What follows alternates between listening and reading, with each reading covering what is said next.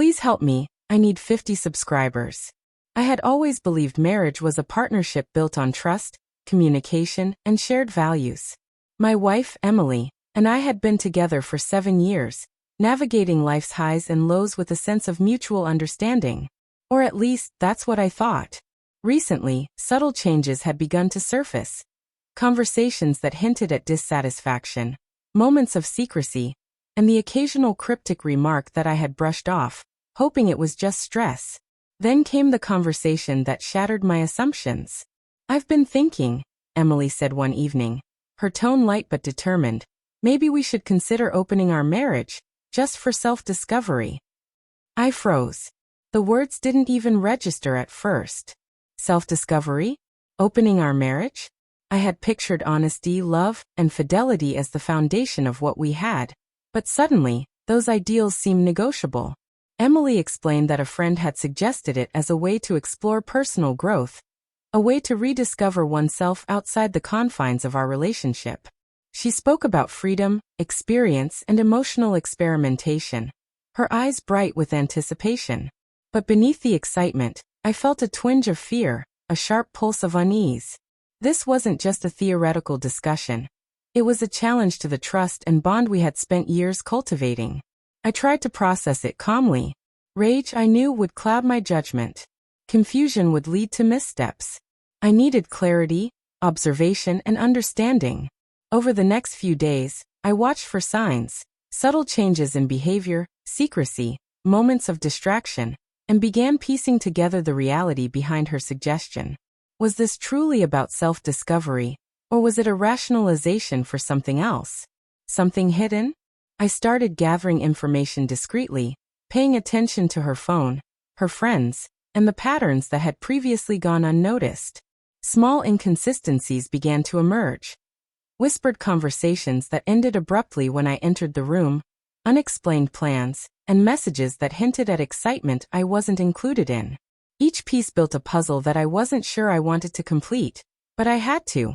That weekend, while Emily was out with friends discussing this new arrangement, I made a choice. I would confront the situation with calm determination. I would gather evidence of her intentions, and when the moment came, I would ensure the truth was undeniable, leaving no room for excuses, manipulations, or misunderstandings. Over the next week, I observed Emily carefully, noting every subtle shift in behavior. Her excitement about self-discovery seemed to extend beyond mere curiosity. Phone calls that were once casual became hushed.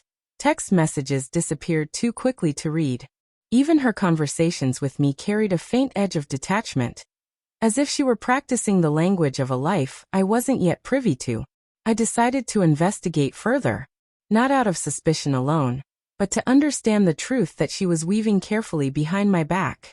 Her friends' social media posts, casual mentions of plans, and moments when she seemed to float between excitement and guilt painted a picture I wasn't ready to see but had to confront. There were hints of late-night meetups, laughter that didn't reach her eyes when she spoke to me, and the subtle avoidance of any mention of her activities. One Friday evening, the evidence crystallized. While she believed I was occupied, I reviewed the details she had inadvertently left exposed. Messages, timestamps, and the subtle clues she hadn't thought I'd notice confirmed what I had feared. This wasn't a casual experiment about self-awareness. There were intentions, interactions, and connections beyond the realm of mere curiosity. When she returned home that evening, I was prepared, calm, deliberate, and unwavering. I didn't yell, accuse, or demand explanations. I presented the evidence I had collected, messages, timestamps, and observations, all laid out clearly on the dining table. The contrast between her confident, adventurous proposal of self-discovery and the reality now in front of her couldn't have been starker. Emily's smirk faltered. The excitement she had displayed earlier vanished, replaced by confusion and the faintest trace of fear. She realized that the playful experiment she had suggested was no longer in her control. The power dynamic had shifted.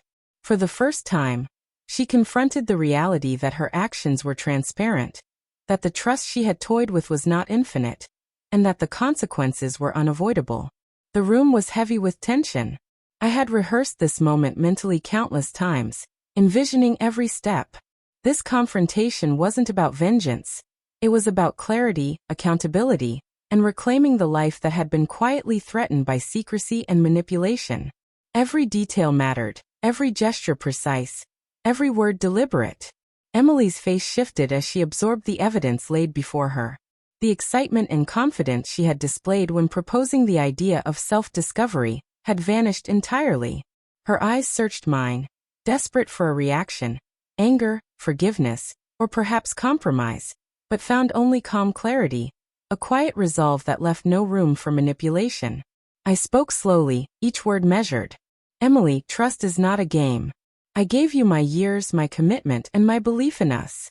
And yet, behind the veil of self-discovery, you chose secrecy, interactions, and intentions I wasn't a part of. Her lips trembled, a faint defense forming, but I raised a hand. No explanations. No justifications. Actions have consequences. The suitcase beside me was ready, packed with her belongings.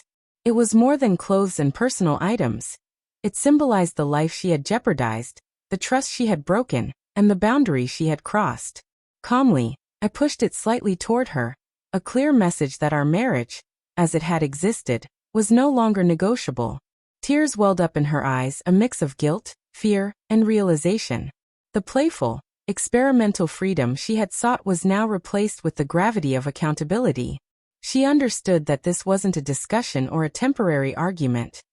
This was the culmination of months of betrayal, small and large, that had finally been revealed. I trusted you. I continued, my voice steady, unwavering. I believed in the partnership we promised each other. But trust cannot survive where deception thrives. You had your chance to be honest, to share your thoughts without secrets.